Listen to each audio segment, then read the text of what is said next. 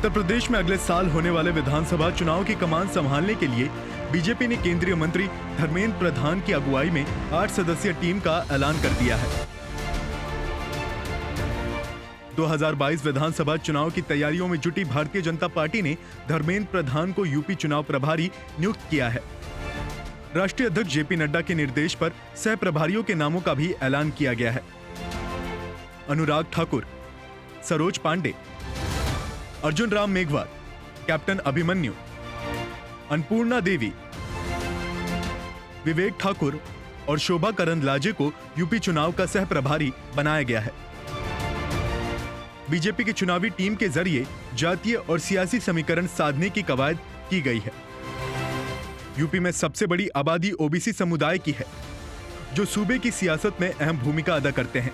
2014 के लोकसभा चुनाव से ही बीजेपी के पाले में आ खड़े हुए यूपी में सर्वाधिक आबादी वाले पिछड़ा और अन्य पिछड़ा वर्ग को साधे रखने के लिए जेपी नड्डा ने ओबीसी समुदाय से आने वाले धर्मेंद्र प्रधान को यूपी चुनाव प्रभारी बनाया है।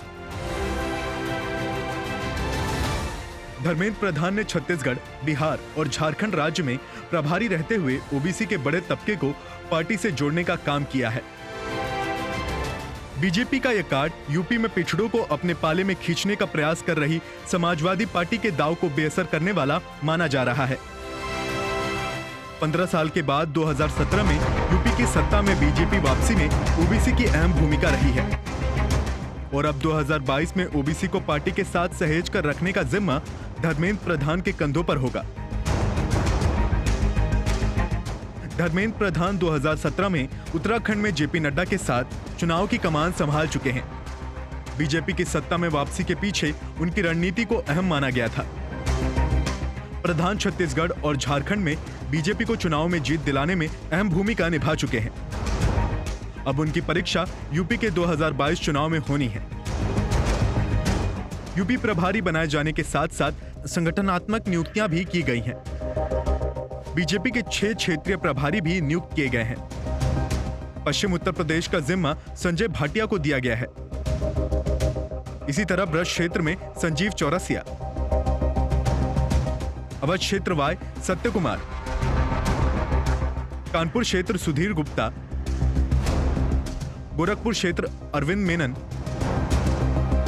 और काशी क्षेत्र का जिम्मा सुनील ओझा के हाथों में होगा।